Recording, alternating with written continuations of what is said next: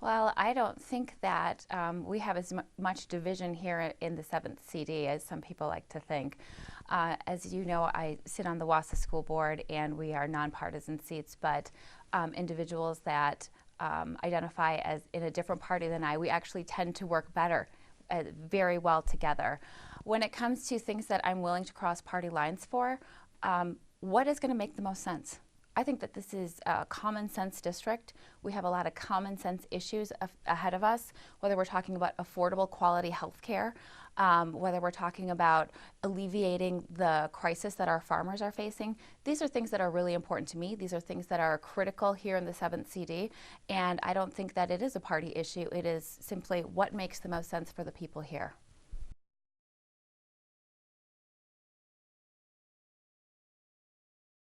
Absolutely not.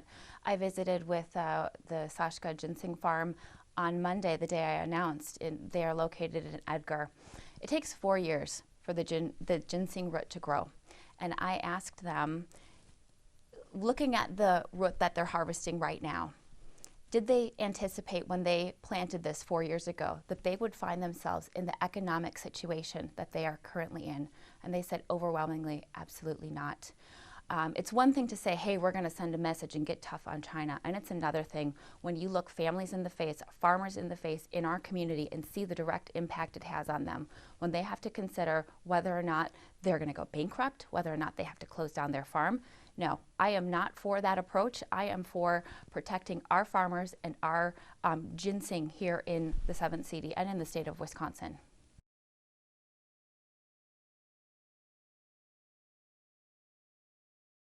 Well, I know that visit was here recently, and there was a comment to the effect of the days of the small family farmer, we're past those days. I overwhelmingly and adamantly disagree with that. As the granddaughter of a dairy farmer, when I look around and see what's happening to our dairy farmers in this state and in this district, it breaks my heart. This great state has been built on the back of the labor of farmers. And we need to ensure competitive markets. We need to enforce antitrust laws. We need to do what we can to ensure that our farmers have a fair shake. They're not looking for a handout. They're just looking for competitive markets and somebody to be on their side. And that is somebody that I will be.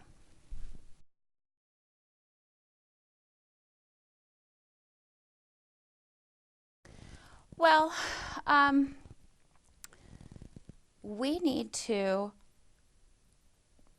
take control of this issue and pay attention to our workforce and make sure that we are not overworking the populations that we do have. There's a lot of people that the low unemployment, it sounds like it's low, but some of these individuals have more than one job because the job that they have isn't paying them enough. Just last week, there was an article in the Wausau Daily Herald, and it said that over 16,000 people in Marathon County alone don't know where their next meal is going to come from. These aren't people that are sitting there not working. These are people that are working 1, 2, maybe 3 jobs. So when we talk about the low unemployment rate, I want to make sure that we're talking about people that have jobs that are paying a fair wage and that we're not skewing our numbers, first of all. So that's definitely a concern, making sure that when we talk about that low unemployment rate, who are we capturing in that amount? And if I could just, as far as like the second part, so addressing an aging workforce. Well, I think that we have to really focus on educating our younger populations. Trade schools, promoting our trade schools, we need to make sure that our students recognize that the narrative that college is for everyone, that's a narrative I grew up with. I am a first-generation college graduate. I was told, hey, you're going to college by my parents who didn't have that opportunity.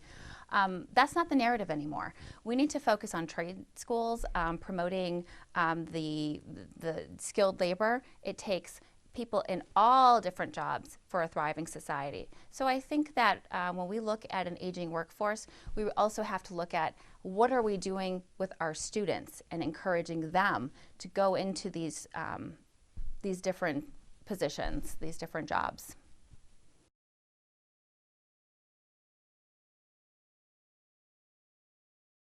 Well, there's a number of things that we can do to ensure affordable, quality health care. We need to lower the cost of prescription drugs. We need to make sure that individuals, families, that they have a choice, that they're empowered in making their own medical decisions. And we need to make sure that individuals with pre-existing conditions still have access to affordable, quality health care. And I will be a vocal supporter of legislation that includes these critical items.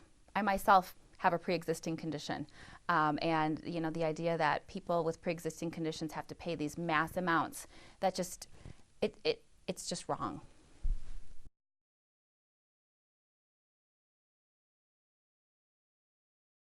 Well, we need to reevaluate where the funds are going. Are we putting funds towards things that aren't necessary? And as far as taxes, who is being taxed? The working class is being taxed disproportionately. I believe that the 1% needs to pay their fair share, and I would be an absolute supporter and proponent of legislation that would reduce reduce taxes on the working class, certainly not raising taxes on the working class, and making sure that the 1% pays their fair share.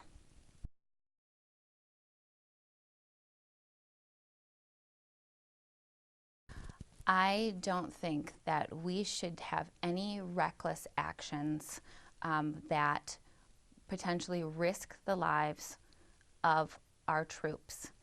And I believe that those actions were taken perhaps without full consultation with the generals and those with the best knowledge.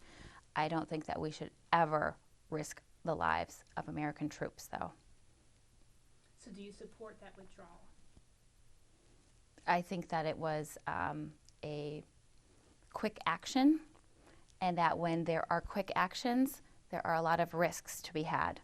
And I don't support taking risks with our soldiers' lives.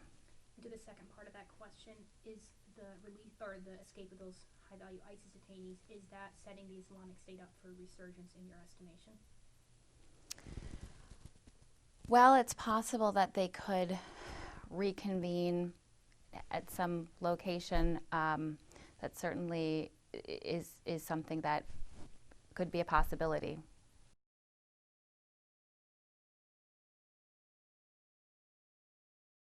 Absolutely. Absolutely. Children that were brought here without their consent, that got an education, that contribute to our society, that contribute to our economy, that came there without any choice of their own, and this is the life that they have known and the only life that they have known, I absolutely support that they should be able to stay here. And I support any legislation to help them pursue that path to citizenship.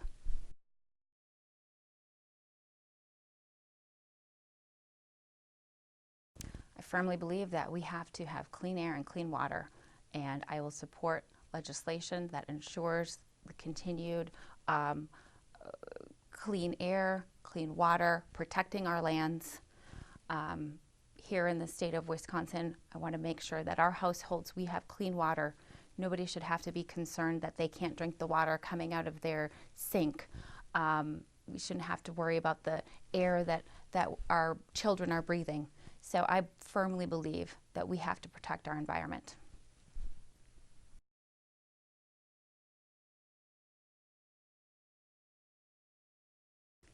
That is an action that an individual who's taken an oath to uphold the Constitution should not be doing.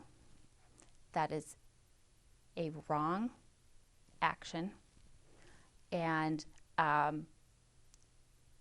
further fact-finding certainly is necessary. When somebody takes an oath to uphold the Constitution, we aren't talking about Republican or Democrat or anywhere in between. We're talking simply about a matter of constitutional duty.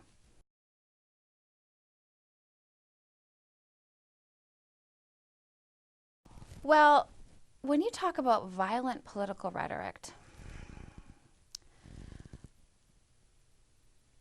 this is something that I wish that we would not see in society.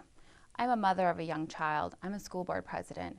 And one of the things that we have to deal with is bullying. And we have to have strict bullying policies. In fact, I worked at great length revising the bullying policy here in Wausau with the Wausau School District.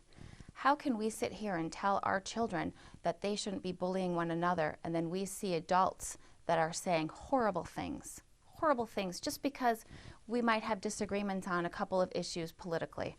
I think by and large, most of us are more similar than we are different.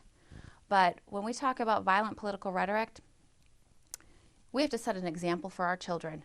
And personally, that's not a road I'm willing to take. I think it's wrong. I think it's an insult to the voters and to the public generally.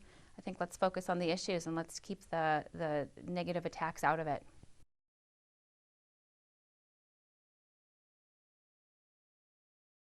Well, I think we need to have access to affordable and quality health care. Absolutely. I mean, if people don't have their health, then all these other things, you know, if you're not healthy, the other issues don't matter. Somebody shouldn't die because they can't afford insulin. Somebody shouldn't go bankrupt because they can't afford their prescription medication. Somebody shouldn't die because they can't afford their cancer treatment.